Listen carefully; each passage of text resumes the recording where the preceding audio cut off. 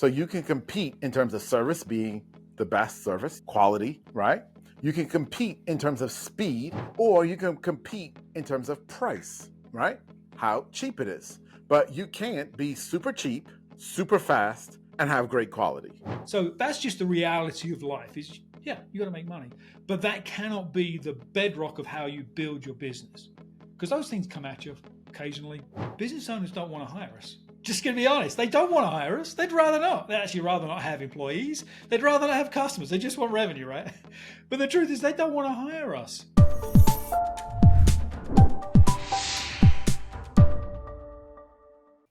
So Dean, I know a lot of people come to your program and they're in a place where they're leaving corporate or they were consultants and they're really looking at the fractional industry and wanting to become a fractional executive. But my question to you, is there a uniform process or is there a starting place that you tell someone or even a question that you ask when someone's saying, hey, I think I want to go into fractional? What's the first thing that you're going to ask them and where should they start thinking about this? Yeah, it's a really common question. How do I get started? And actually, that's not even the best question. The best question is, why do you even want to get started? So that's where I start is, why do you want to be a fractional? Why? How is that going to serve your business, your life, your family, your community? What's the goal? What's your intention of getting into this line of work? And that really sets the tone for how we work together and how this member can build their business around what they want. So it serves them first.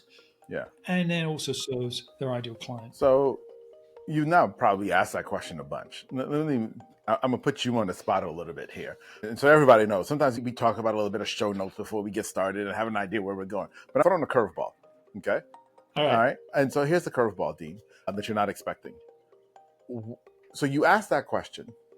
How many people actually answer that question well or have an answer to that question that even makes logical sense that they've thought about? It's very few have thought beyond, I need to make money. Right. In some form or fashion, that's really their response. I want to replace my full-time corporate income without the hassle, the stress, the travel, the ridiculous hours. That's as far as they've thought. And now, why is that a problem? The concept I would just say the concept of building a business that serves you first hasn't even crossed their mind. Like, I'm just going to be a CMO for companies and make money and not have to do the corporate thing anymore.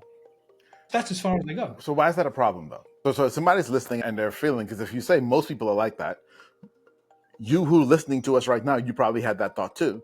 But why is that a problem, Dean? Because then you're like the other 150,000 fractionals on LinkedIn that just say, I'm a fractional, hire me. With no intention, no clear definition of the type of ideal client they want to serve, no clear definition of how they are going to help their clients achieve their goals, no even clear definition of how many clients I want to have and what do they look like and how much revenue per client. There's no strategy behind executing the business. I have an exercise I take all new members of the Fractional Launchpad through, and where it starts is asking questions about them.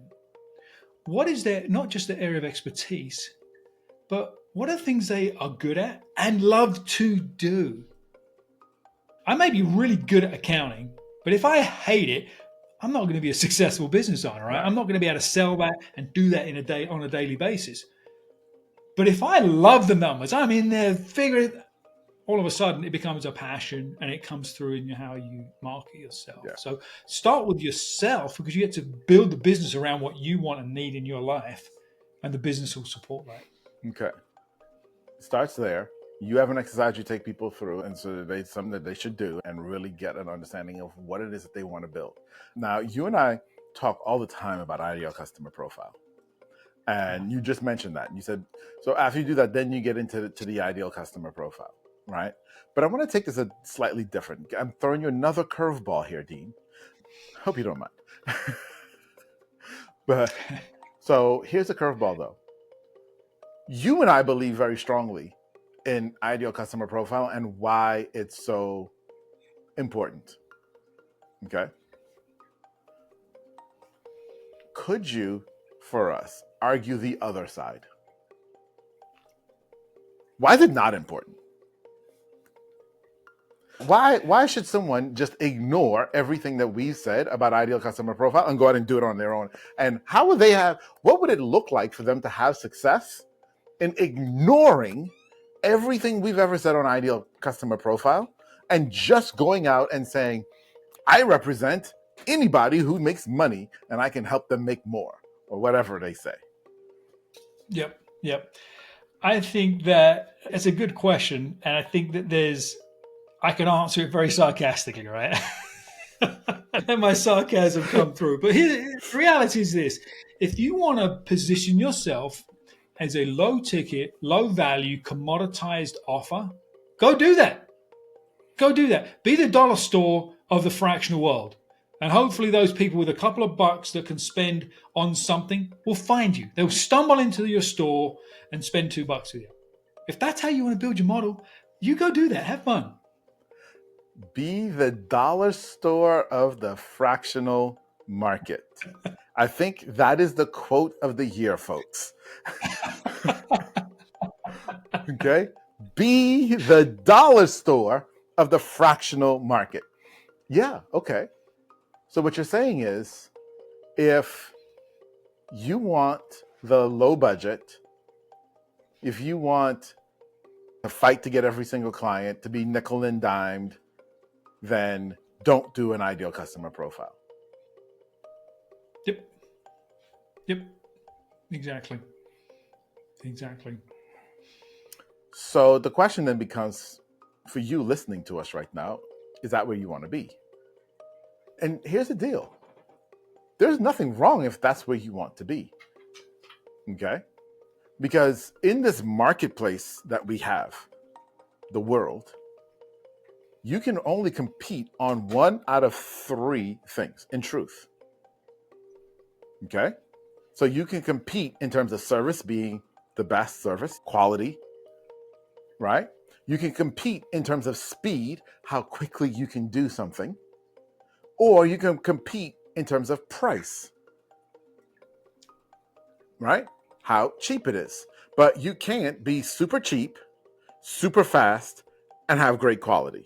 You can't be super cheap and have great quality. You can only compete in one. And so not having that ideal customer profile, as Dean said so eloquently, being that dollar store, the Dollar General, right? Yep. You know, when you go, and that's who you want to be, when you go in there, what you're going to get is poor quality. And that's what you're going to give to your clients. And if that's okay with you, great. However, as we know our ideal customer, Dean, and we know our ideal listener here on the Fractional Pros podcast, we also know they're not the dollar store fractional executive. And so therefore, you must build your ideal customer profile. Yep. You got to do it. You got to do it. And as you do it, you have to align that with the kind of work you want to do and the kind of people you want to work with. If you decide you want to commoditize your service and sell to the dollar store customers, you're going to need a boatload of customers to make enough money to keep the lights on. That's just the truth, right? It's just that your margins are thin, your volumes are high, just churn and burn. That is not the model for a fractional executive. The average fractional executive, if you're really in a fractional executive role, truly in the business, engaged with the business, embedded in the business, you're going to have 2 to 3 clients, probably, depending on your discipline. Maybe 4, and you're going to be pulling your hair out at that point with how busy you are. That is not the low quality, high volume business. That is the opposite. That is the complete opposite. So to achieve those 2 or 3 ideal clients, you've got to know who the heck they are. What problems they're trying to solve. What is their intention for their business and how you can help them achieve that intention. But Dean, how do you deal with okay, I've decided that I'm going to work with business A and solve problem B. But then business C walked in and they had problem D, and I can solve that. Shouldn't I solve it? I need to make the money. How do we deal with that, Dean? Yeah. I'm laughing because every single advisor, consultant, fractional runs across this situation, especially early on. And I get it, right? You got to make money. One of the things that everybody says is we have to make money in the business. That's why we're not for profit, right? We're here to make money. So it is hard to turn away those I can do that type opportunities, even if it's not in our lane. And I'll be honest, right at the beginning, you're gonna say yes to some of those, and actually that's okay to a point. To a point, as long as you set guardrails up for that engagement, and it doesn't take you too far down a rabbit hole. It allows you to continue to focus on marketing and servicing your ideal clients. Right? I'm never going to say to somebody that needs revenue to not take revenue, but don't let it distract you. Create, maybe instead of it being a fractional engagement, a long-term relationship, scope it as a project. So it's a defined deliverable for a particular set of Guardrails. amount of Yeah. time, for a set price. Get in there, make the money, pay the bills, whatever you need to do, while you have time and focus on other things. So that's just the reality of life is, yeah, you got to make money. But that cannot be the bedrock of how you build your business. Because those things come at you occasionally. Look at them cautiously, but look at them. But you've got to stay focused on the core part of your business. Yeah. Because at the end of the day, we want a sustainable, predictable business that's going to sustain over time. And these random projects that you can do or you can figure out how to do isn't sustainable for the business long term. Yeah, absolutely. Absolutely. Okay. So we started off by saying, let's figure out what the intention of starting this business is. That's where we got to start. We've looked at who are we going to serve. But now if we know who we're going to serve, it stands to reason that the next thing has to be, what's their problem? What are we actually solving for them? Which bleeds out of the conversation we were just having a little bit just now as well. But why is it so important to know exactly the problem that we're solving and be specific with it to the place where it's something that's so dire to this business owner that they have to take action? Yep. It's that Monday morning problem, right? They think about it Sunday night or they think about it Monday morning. That is the thing that occupies their brain all the time. It has to be that important. Business owners don't want to hire us. Just going to be honest, they don't want to hire us. They'd rather not. They'd actually rather not have employees. They'd rather not have customers. They just want revenue, right? But the truth is they don't want to hire us. What do they want to do? They want to solve the problem. They want to go beyond that. They want the outcome of solving the problem. They don't even want to solve the problem, quite honestly. So if we don't understand the problem, we don't understand their intention of solving the problem, the outcome, they're not even going to talk to us. They're not even going to perceive us as a potential solution. They're not hiring us for our solution. They're hiring us so they can achieve the outcome of solving the problem. Yeah. And so that leads then into understanding that you're not a fractional XO, right? You are a problem solver. You're outcome driven. You're solution driven. Okay. And you're giving this business owner a certain level of certainty that the pain that they're in, they're no longer going to be in. Like you said, the business owner doesn't actually care how you do it. They really don't. As long as it doesn't get them in more trouble and create more problems. Obviously, right? right? As long as you stay there inside of those bounds, they really don't care. Okay? If you come in, I've got this major problem, you solve it, it is worth X to me, and I pay you less than X, the business owner feels like they win, which is the point. Right? But I think this is one of the things, Dean, where so many people then start to screw themselves up. Even if they did all the early work, they then just position themselves like everyone else in the market. Yeah. Okay? Yeah. And this is a cautionary tale to not do that. Yep. Now, there's also the other side. Because I have met some of us who go out there and we come up with these terms that no one understands. And we say things that make people scratch their heads. That, on the other side, is not good either. People need to understand what you're saying. Exactly. But it shouldn't sound like everyone else. Right. Yeah. There's a concept that a lot of people have heard about. I call it being a visible expert. Mhm.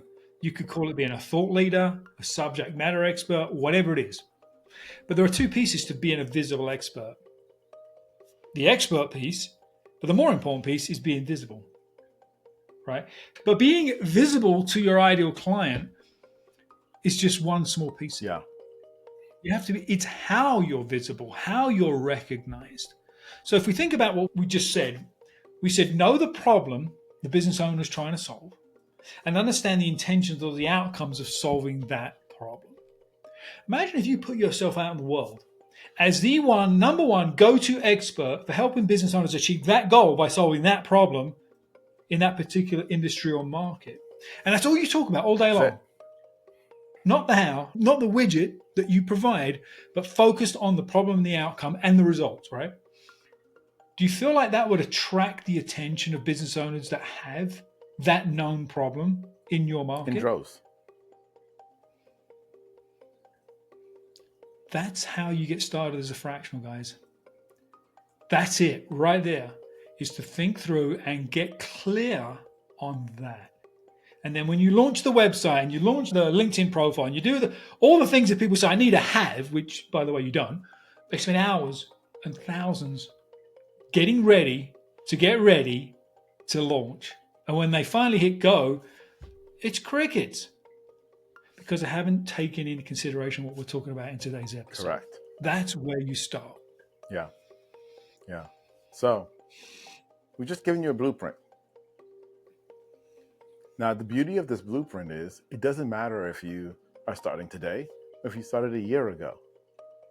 You can take the time right now and execute this blueprint that we just gave you. Go through these steps, set your intention, understand why you're doing it, understand your ideal customer, understand what their real pain is that you're solving, what they really want, what their real outcomes are, and then position yourself as the solution to those pains.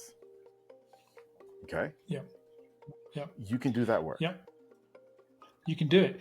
And if you do it, then how you package, how you price, all that stuff falls into alignment. It becomes super simple. Easy. Okay? So stop trying to build a big fancy house when your foundation isn't right. So, as always, he's Dean. I'm Atiba. We're the Fractional Pros. We'll see you next time. See you in the next one.